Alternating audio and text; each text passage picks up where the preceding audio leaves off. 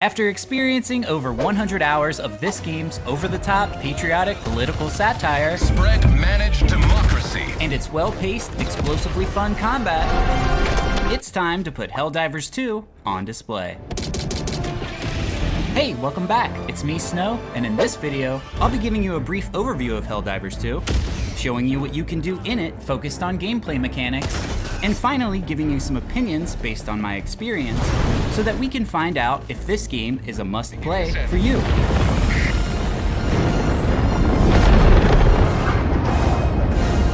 Another victory for the right side of history.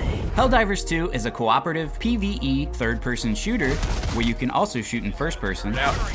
It's developed by Arrowhead Game Studios and is available on PlayStation 5 and PC.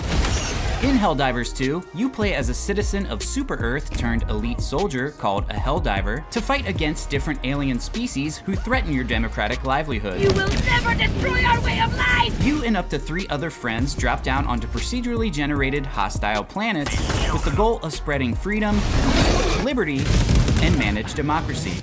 Suck on freedom, you bastards. Once you've completed one of many different types of missions on a planet, it's time for you to extract back to your ship, extraction complete, where you can unlock and upgrade your firepower so that you can do it all over again because Freedom never sleeps! But now, let's talk specifically about how you, as a Helldiver, can spit in the face of oppression and wage war for peace.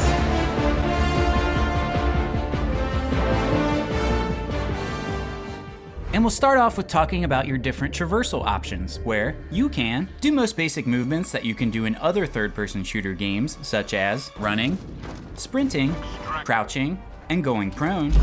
However, there are a couple other movements that you can do as well. One is that you can acquire a jump pack that allows you to fly up into the air and float back down. You can get into and control exosuits that are equipped with weaponry. There's a stylistic dive that can be done in any direction. And while diving, you can engage in combat by either firing your weapon or throwing grenades. When traveling through things like water or bushes, you'll move slow. There is no jump. However, you can vault over objects and pull yourself up onto things.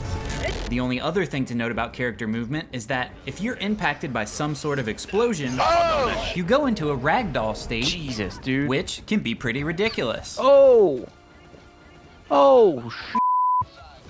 Oh, that is wild. But until they introduce vehicles like this, that'll do it for your movements and actions. Now, regarding your combat options in Helldivers 2, there's a wide variety of weapons that you can use, which include rifles, submachine guns, shotguns, explosive weapons, and energy weapons, which are all primary weapons that you can take into missions. You can also take in secondary weapons, like different types of pistols, where one of them is a grenade launcher. You'll have access to different types of grenades, like incendiary grenades, or thermite grenades that sparkle and then explode. Lighten up, boy, like Sparkler Boy. Yo, okay, they blow up at the end. I like that. And finally, you can take in support weapons that are called in via Strategems, which we'll talk about shortly. But these support weapons are more powerful than primary and secondary weapons and can be things like machine guns, snipers, flamethrowers, cannons, grenade launchers, and energy weapons like the Quasar Cannon, which shoots an extremely powerful energy blast. Also, you can wear different backpacks, such as this one that deploys an armed flying robot that fights for you, or a backpack that helps you reload your friend's weapon. Hit me with a rocket, will you? Bam. But like I said, these support weapons are called in via Strategems, which we'll talk about now. Dropping package. During a mission, you might notice that when you look up in the sky, you can see your ship and your teammates' ships above you. These ships are there to help you. That is, unless you go outside the combat zone, at which point you are considered a coward and a traitor to the cause. Oh, I'm a traitor. Coward! Traitor! But as I said, they're there to help you, and when you call in Strategems, they send things down, like those support weapons we just talked about. But they also send down other things like resupplies so that you can refill your resources. But more often than not, Stratagems will be things like nukes, airstrikes, cluster bombs, orbital strikes, orbital rail cannons, orbital lasers, and many more, like the defensive minefield stratagem, which looks cool, but sucks because of this. It's cool. It's not cool. And you call in these stratagems by entering codes, Landing in an eagle.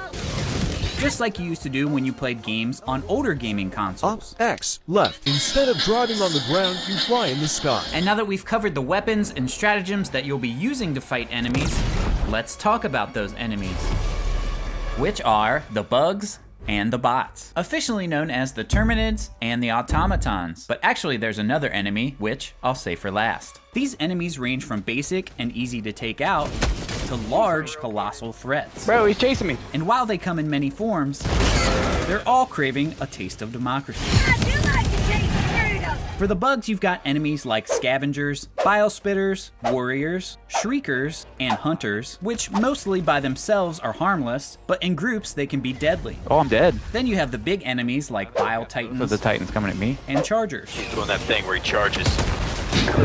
For the bots, you've got troopers, commissars, berserkers, and scout striders, but it's the tanks, hulks, and factory striders you gotta watch out for. It's a big robot. And as a side note with the bugs and bots, the basic enemies can call in reinforcements in the form of bug breaches Tunnel breach. and bot drops.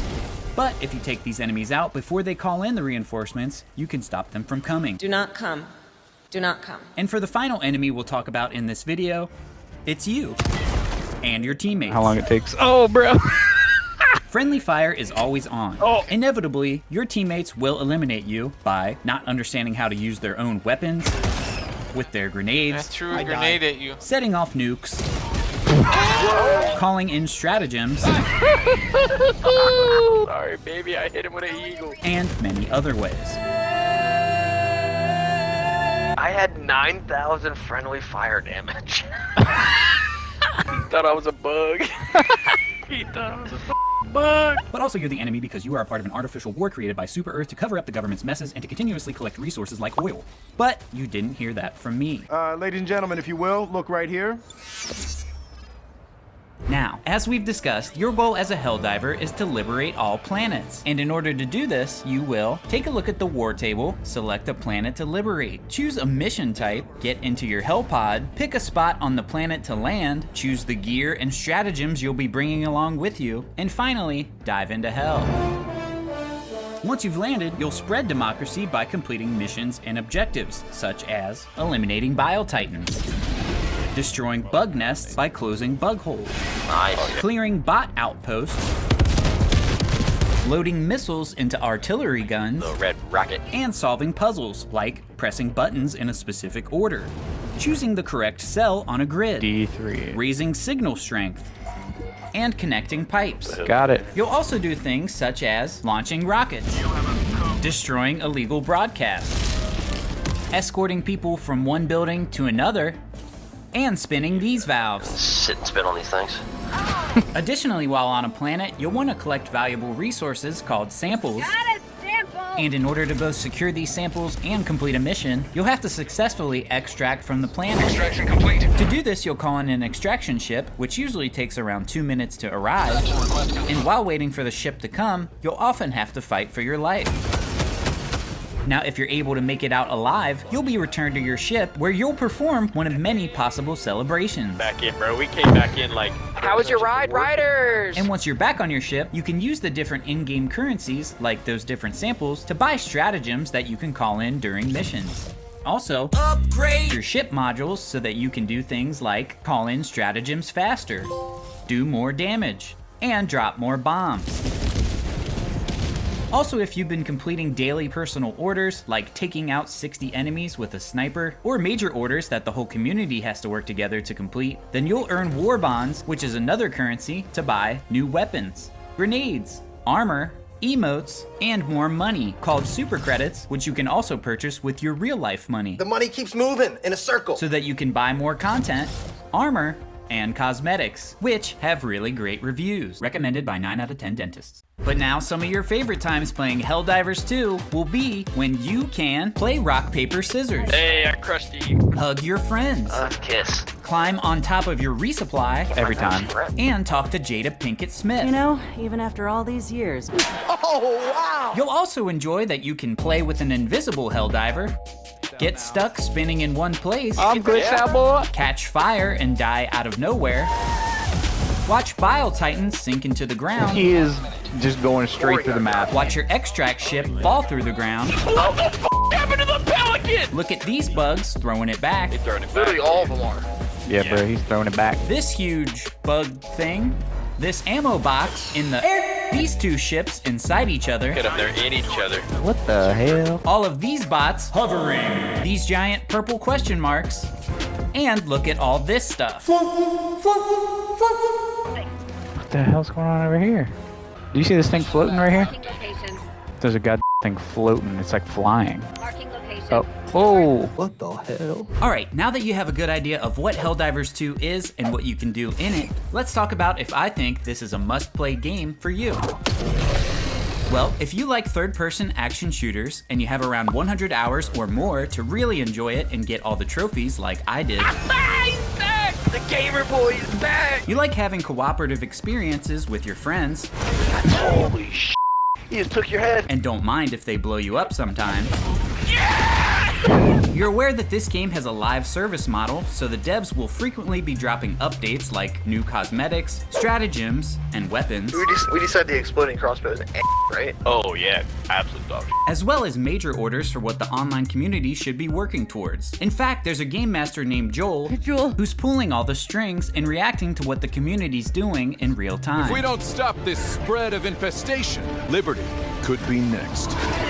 You understand that there's no campaign and that the game loop will mostly be the same, where you're dropping in, taking out enemies, You go. Holy shit. Lifty. completing somewhat repetitive missions, and then extracting, which can be a grind. 500 XP, bro. Holy sh! But you value a steady progression where you're leveling up, earning currency, and then buying new weapons and stratagems to try out.